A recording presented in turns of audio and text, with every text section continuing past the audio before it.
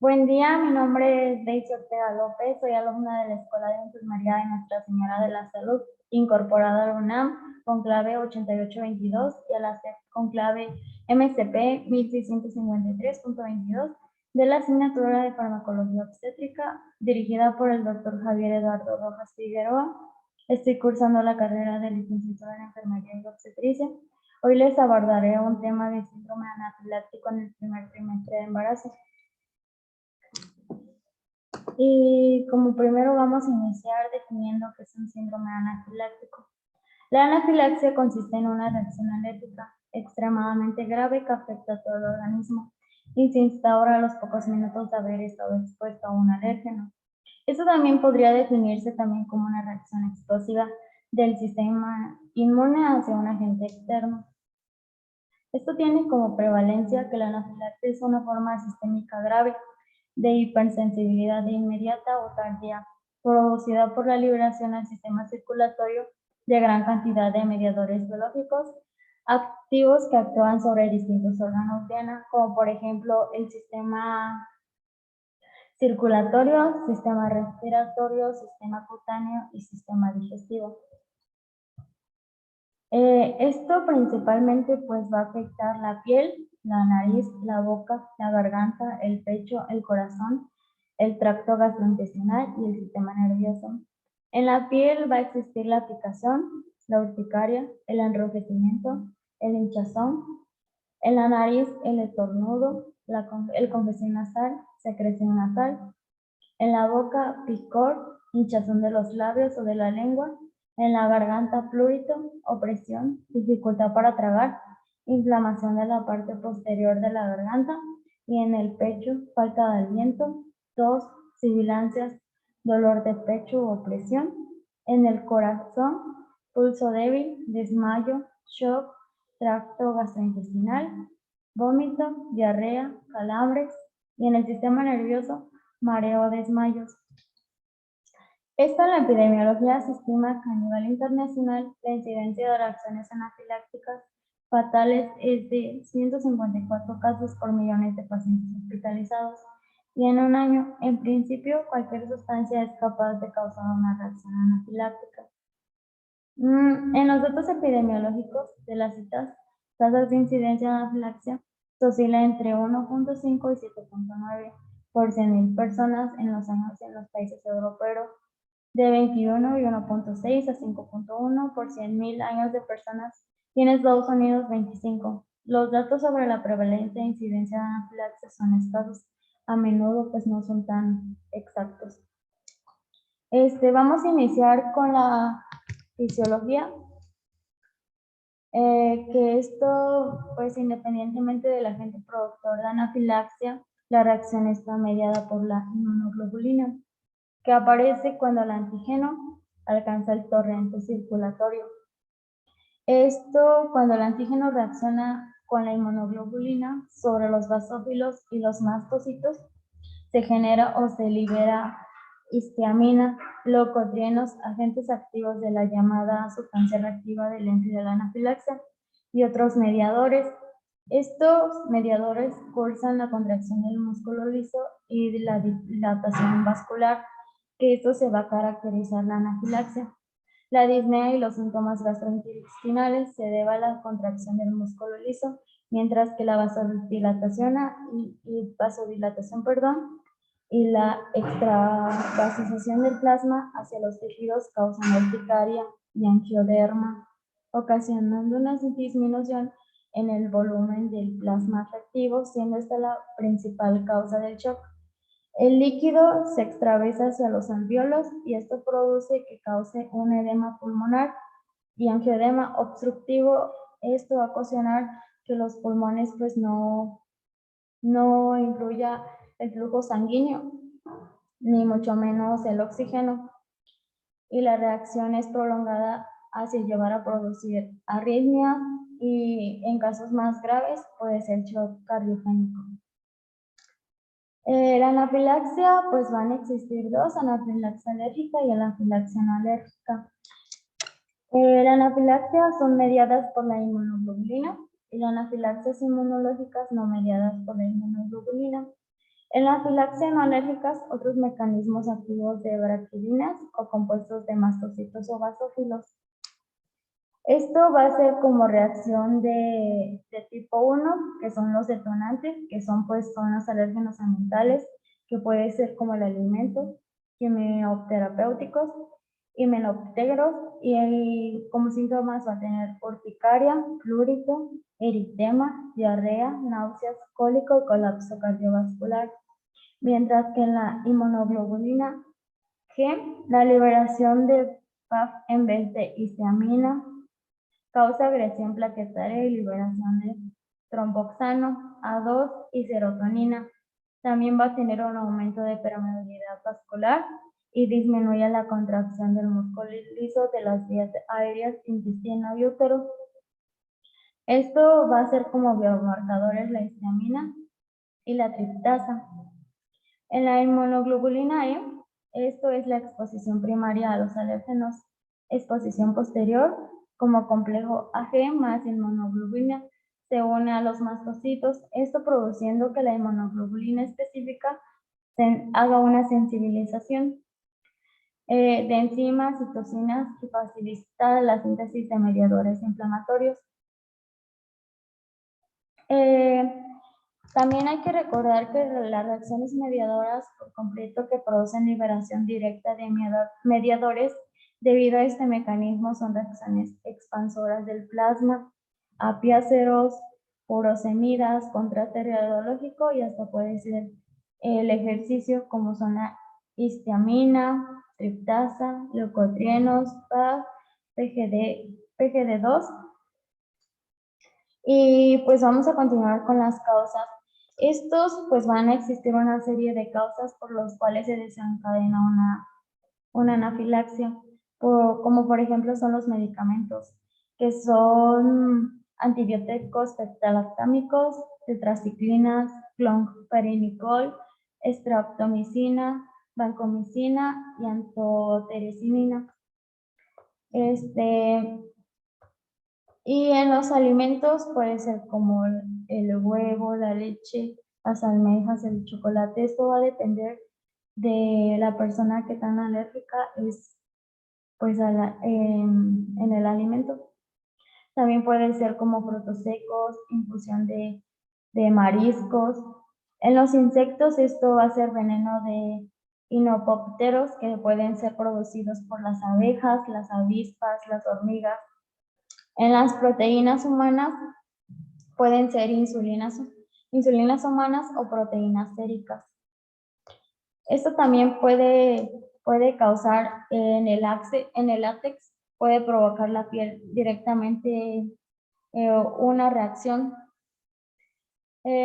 Los pacientes con hipersensibilidad al látex pueden tener también alergias a plátanos y a castañas, sospechando la existencia de un antígeno común. En la anafilaxia de causa física es de esfuerzo o de síndrome anafiláctico inducido por ejercicio de Sharp y Houston. Y a la anafilaxia postprandial de esfuerzo se ha descrito casos de ingerir apio, crustáceos y trigo. La anafilaxia por exposición masiva al frío, idiopática, sin causa aparente, se presenta urticaria, angiodema, asociación a obstrucción grave de las vías aéreas, disnea aguda o hipertensión que puede llegar a un síncope. Suele producir en pacientes atópicos.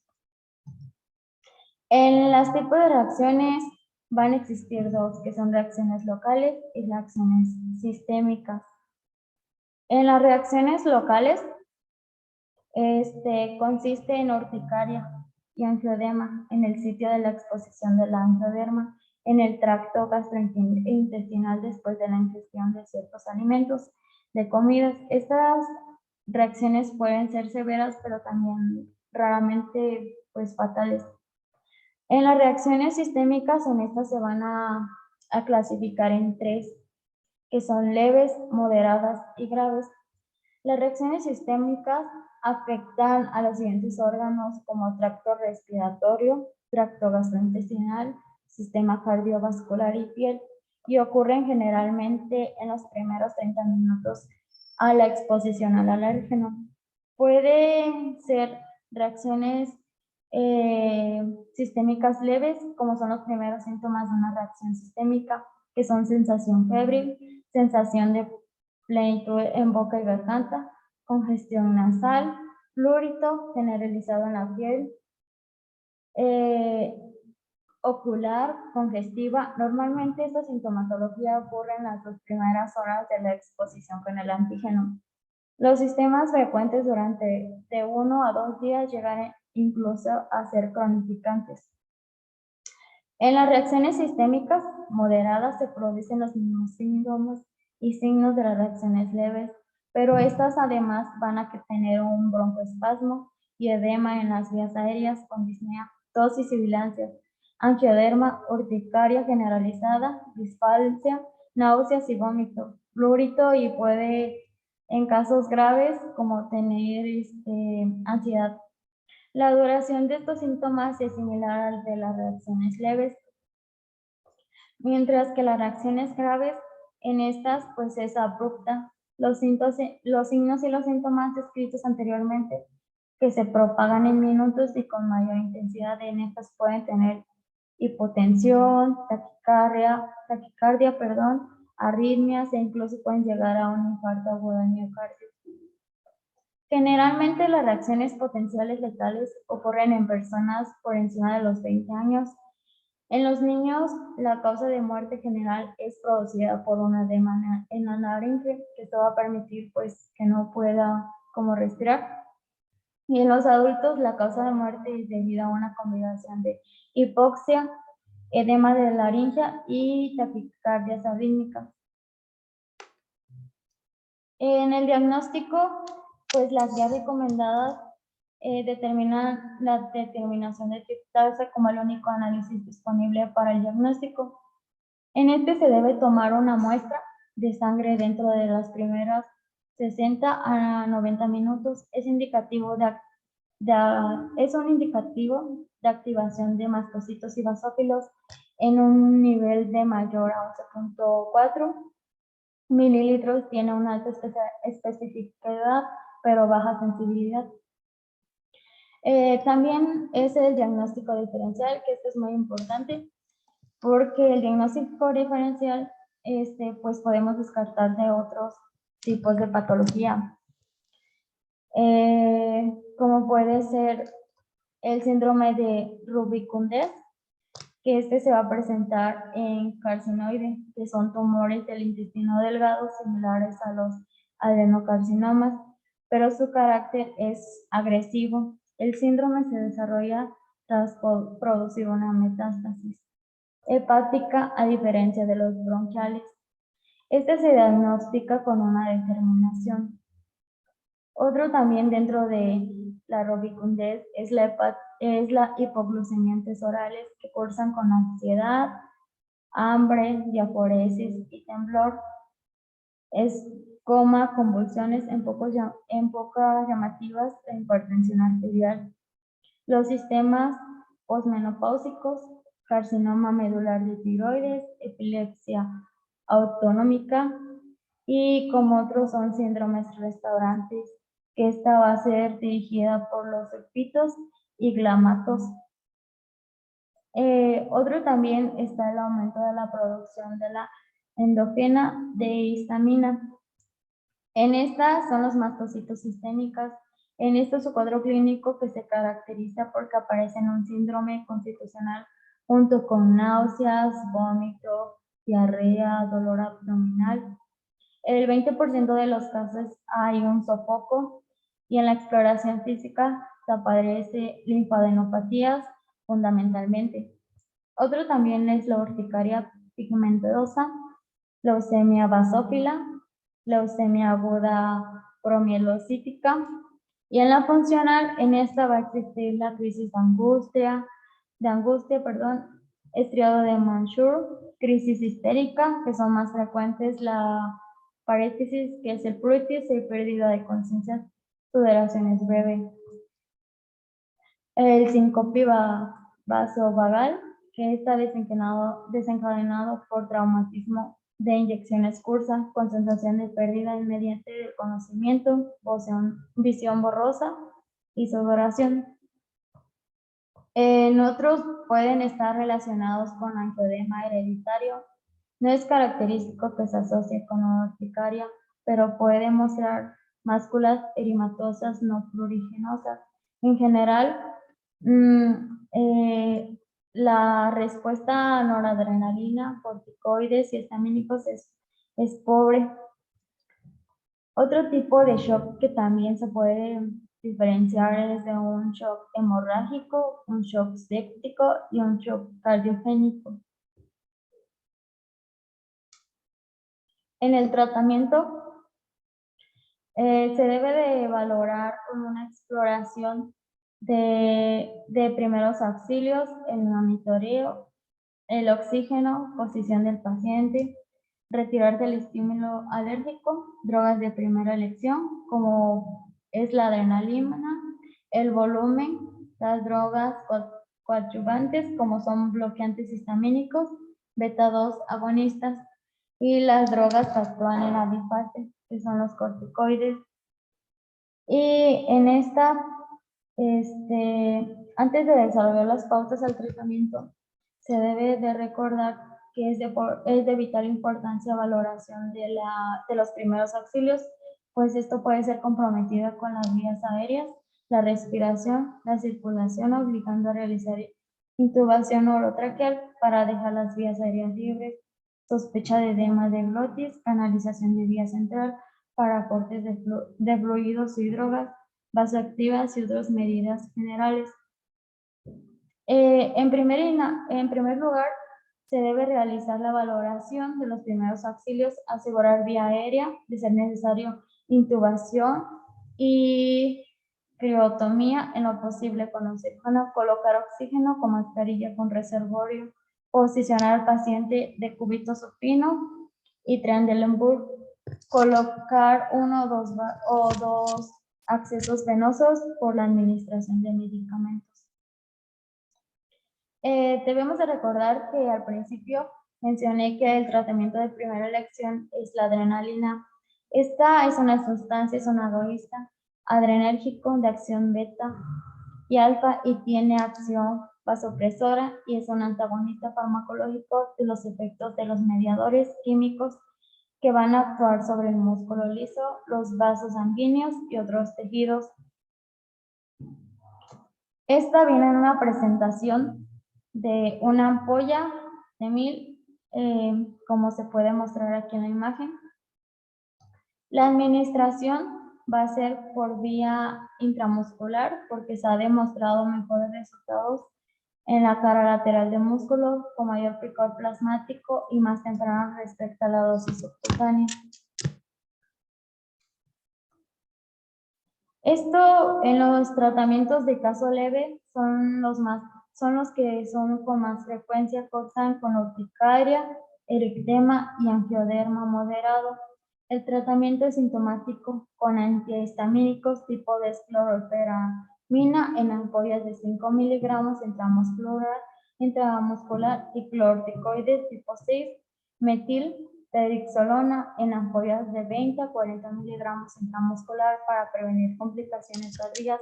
Generalmente si se utilizan corticoides vía sistémica al inicio del cuadro. Esto se deberá continuar con una pauta correcta descendente de corticoides por vía oral.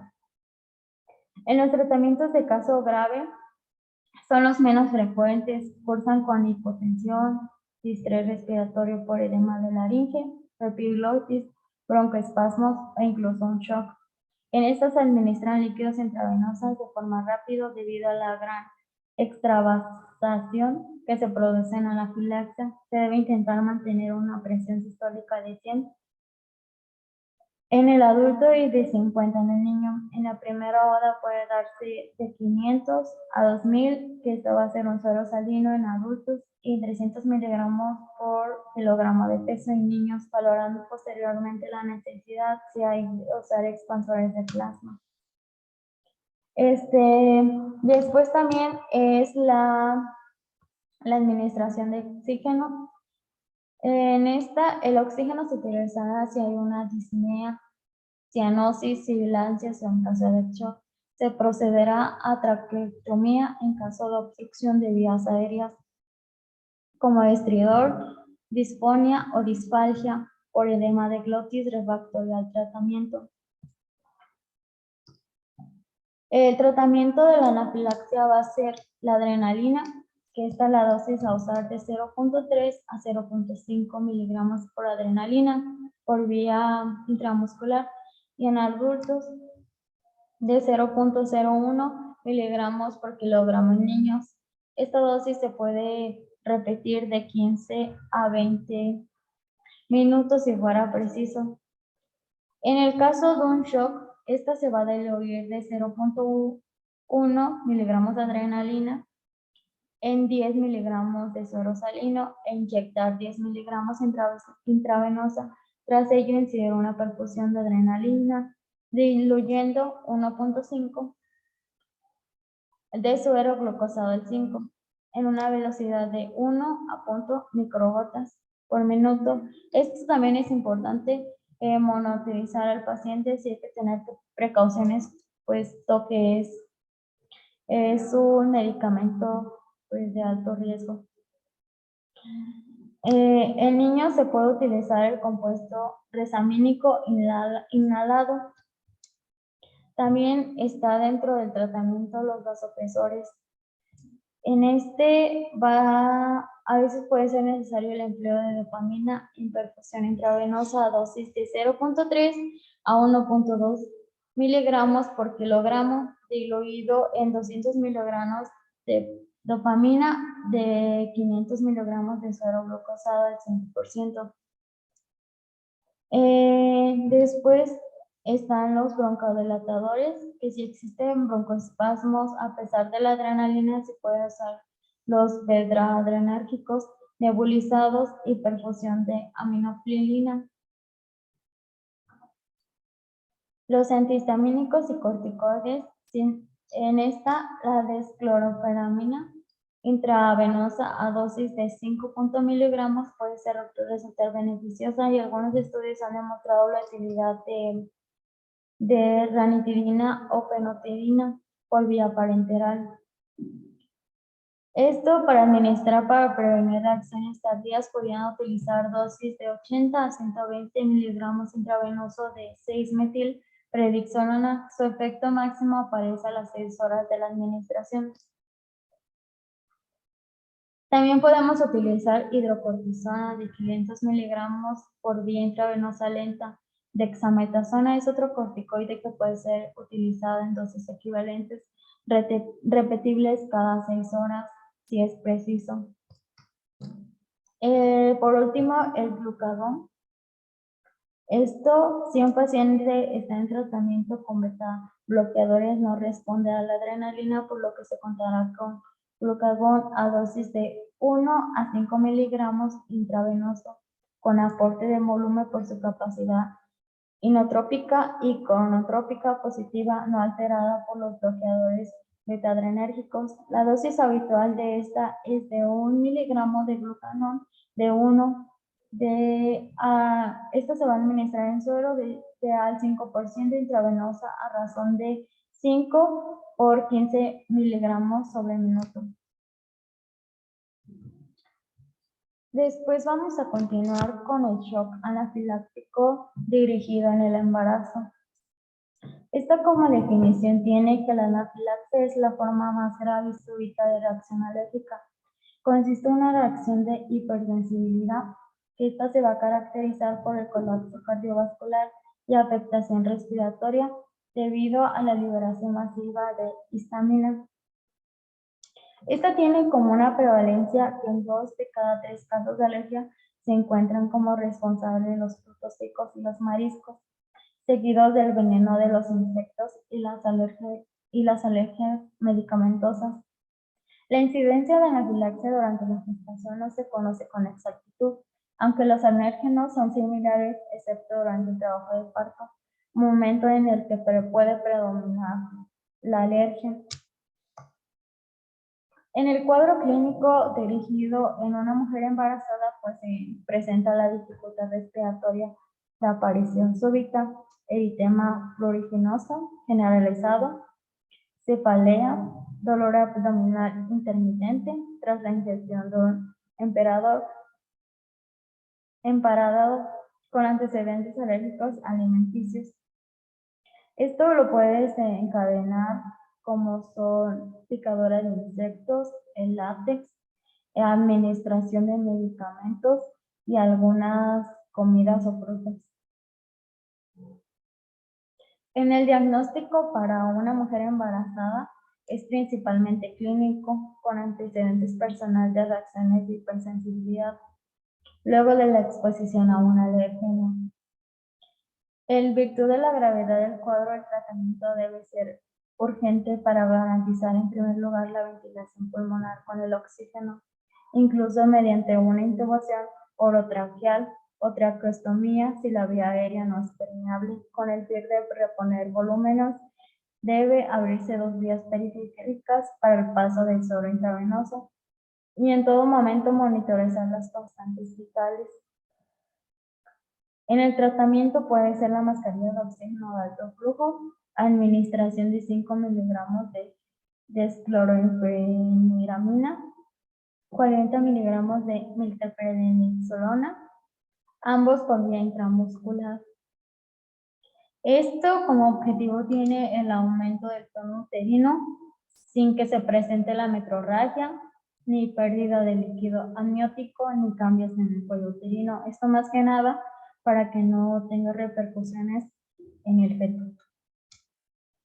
En el tratamiento, en cuanto al tratamiento farmacológico, la mayor parte de los protocolos coincide con la utilización de la adrenalina intramuscular, que esto pues es aprobada por la FDA, que asociación con antihistamínicos en categoría B, como primera línea de tratamiento para revertir el broncoespasmo, en dosis sónicas o repetidas de cada 15 a 30 minutos, e incluso en perfusión continua. También es importante mencionar que la adrenalina en el embarazo debe considerarse que la incidencia de adrenalina a una mujer embarazada por su potente efecto vasoconstrictor puede resultar controvertida debido al riesgo. Esto se debe de valorar qué tan grave fue el alérgeno ante ella para que pues se pueda administrar como primera elección la adrenalina, porque puede presentar isquemia placentaria, el aumento del consumo de oxígeno de miocardio materno, taquiarritmias, lacticidemia y la repercusión de todos estos efectos adversos en el bienestar del feto, porque todo esto pues va a desencadenar problemas en el feto. Pero también es importante mencionar que existe una segunda línea en el tratamiento de anafilaxia con los glucocorticoides, de acción más lenta que la adrenalina, pero más sostenida. Entre los glucocorticoides, la metilprednisolona es la primera elección, seguida de hidrocortisona. Y esto vamos a continuar con el efecto de qué tanto le puede llegar a causar problemas o los problemas que se pueden evitar como para que no tenga tantas repercusiones. En la oxigenación fetal se afecta de 2 maneras. Esto va a ser directamente, que es debido a la hipoxemia materna, y de manera indirecta por la hipotensión arterial y la vasoconstricción periférica, que esto es más que nada dentro de la placenta. Bueno, al principio el feto compensa esta disminución del flujo uterino mediante la distribución sanguínea hacia los órganos vitales, mediante el aumento de la capacitación de oxígeno y su liberación a los tejidos, disminuyendo pues esto los movimientos fetales, es decir, que las arterias se van a contraer para que no pueda pasar el flujo sanguíneo, lo que va a ocasionar en casos graves pues una muerte fetal. Cuando se superan estos mecanismos fetales de compresión, aumenta el riesgo de encefalopatía, hipóxico, isquemia al nacimiento y de daño irreversible en el sistema nervioso central. Que esto más que nada pues va a tener repercusiones en el cerebro, que es el sistema nervioso central. Otros posibles efectos es en el feto, que es la prematuridad, que implica aumento de la morbilidad y mortalidad neonatal. Esto implica que en los dos casos, pues cuando la madre tiene apenas ciertos días de semanas de embarazo, pues es posible que no se logre el bebé. Y si ya tiene más meses, pues puede repercutir seriamente en el sistema nervioso central. Y pues esta sería la información. Gracias por la atención prestada.